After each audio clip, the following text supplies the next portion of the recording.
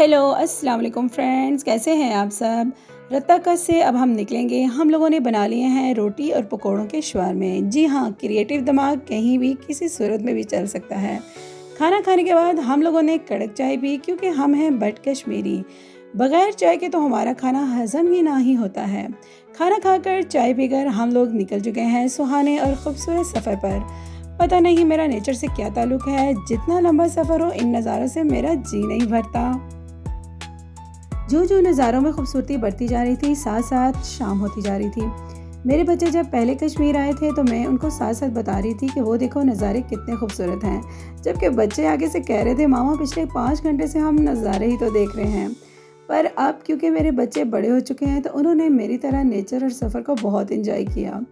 सच है, उम्र के साथ साथ इंसान में शऊर आता है और वो अपने इर्द गिर्द के माहौल को समझने लगता है।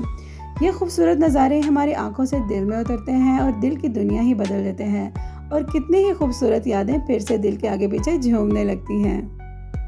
तो माय डियर व्यूवर्स, सफ़र के बारे में बताती चलूँ। रत्ताकस से होते हुए बलकोट से होते हुए हम लोग पहुँचे टाई के पुल पे, और उसके बाद जनाब 50 किलोमीटर के बाद आता है शुजाबाद, और उसके बाद 6 किलोमीटर के बाद आता है शहर बाग। बाग शहर के 3 किलोमीटर ऊपर दयार रेस्टोरेंट है, जहाँ पर हमने पहुँचना है।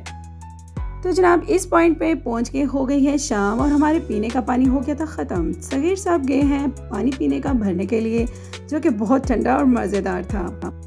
कश्मीर में पहुंचते पहुंचते ये सूरत हाल हो गई थी कि बस्तियां जैसे चमकते हुए सितारे हों। बिला आखिर हम पहुंच गए रेस्टोरेंट दयार में, और ये जो हज़रत हैं इन्होंने हमें सारी आगाही दी होटल के बारे में कि हमारे कमरे कहाँ और कौन से हैं। जनाब ये हम लास्ट टाइम जब यहाँ पर आए थे तो एक कश्मीरी जो हमारे साथ थे वो हमें बता रहे थे कि ये होटल बहुत वीआईपी है, और इसमें मरियम नवाज़ और बिलावल भुट्टो जैसी हस्तियाँ रिहाइश पजीर होकर गई हैं, और हम बहुत दिलचस्पी से इस रेस्टोरेंट को देख रहे थे। हमें क्या पता था कि नेक्स्ट टाइम हम भी यहाँ रिहाइश पजीर होंगे। तो जनाब इसीलिए कहते हैं कि हमेशा अच्छा सोचें और अच्छा बोलें, कबूलियत की कोई भी घड़ी हो सकती है।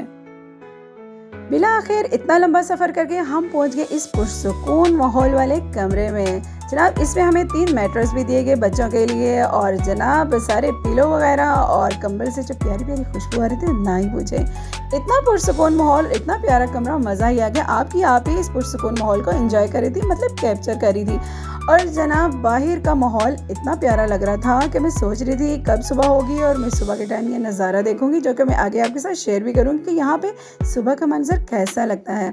जनाब 1 घंटा रेस्ट करने के बाद, टांगे शांगे सीधी करने के बाद, मेकअप रिमूव करने के बाद हम लोग चल पड़े खाना खाने के लिए। हमारे पास दोनों ऑप्शन थे, हम कमरे में भी खाना खा सकते थे और बाहर जाके, बच्चों ने बोला नहीं हम बाहर जाके खुले में खाना खाएंगे।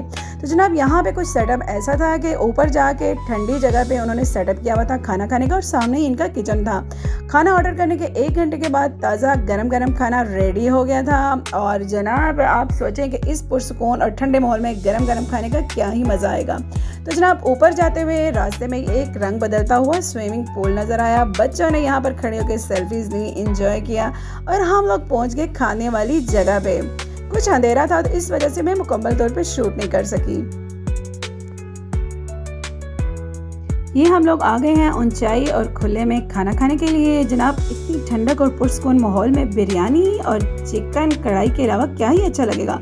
तो हमने इस भाई को कर दी दोनों चीज़ें ऑर्डर। उसने बोला 1 घंटे बाद तैयार हो जाएगा। तो कितने मज़े की बिरयानी थी कि इफ्तार भाई ने यहाँ ही डिसाइड कर लिया कि मैं अपनी फैमिली को नेक्स्ट टाइम यहाँ पे लेके आऊँगा सिर्फ इस बिरयानी के लिए। बहुत मज़े का खाना था, बहुत एंजॉय किया हम लोगों ने। फिर कमरे में आए, कमरे में आके हम लोग सो गए, हम लोगों ने रेस्ट किया। माहौल बहुत अच्छा था, बाहर ठंडक थी। तो जनाब सुबह सुबह नाश्ते के लिए फिर हमारे पास दोनों ऑप्शन थे। हम कमरे में भी नाश्ता कर सकते थे और डाइनिंग हॉल में भी जा सकते थे। सगीर मुगल और बच्चों की यही ख्वाहिश थी कि हम लोग डाइनिंग में जाके नाश्ता करेंगे। सगीर मुगल ने उनको नाश्ते के बारे में बता दिया था, जिसमें कि कुछ पराठे थे और कुछ ब्रेड के स्लाइस, ऑमलेट वगैरह थे।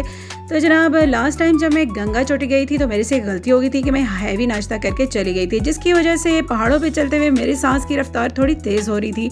तो इस बार मैंने सोच लिया था कि मैं अब हैवी नाश्ता नहीं करके जाऊँगी। फिर मैंने लिया जनाब थोड़ा सा ऑमलेट और साथ लिए ब्रेड के 2 स्लाइस। ये नाश्ता बेस्ट रहता है आपको एक्टिव रखने के लिए जब आप दूर पहाड़ों पे जाना हो या आपने थोड़ा चलना हो। तो जनाब ये मैंने नाश्ता किया, सबने नाश्ते को एंजॉय किया, और साथ ही जनाब गर्मा गर्म कड़क चाय। जनाब नाश्ते को एंजॉय करने के बाद हम लोग आगे कमरे में, और सगीर मुगल ने बच्चों को पहले ही कह दिया था कि फटाफट तैयार हो जाए, हम लोगों ने निकलना है गंगा चोटी के लिए। तो जनाब इससे आगे व्लॉग गंगा चोटी का ही है, तो इंशाल्लाह आपके साथ शेयर करूँगी गंगा चोटी के खूबसूरत नज़ारे और वीडियोज़। और मिलते हैं नेक्स्ट वीडियो में। अल्लाह हाफिज़।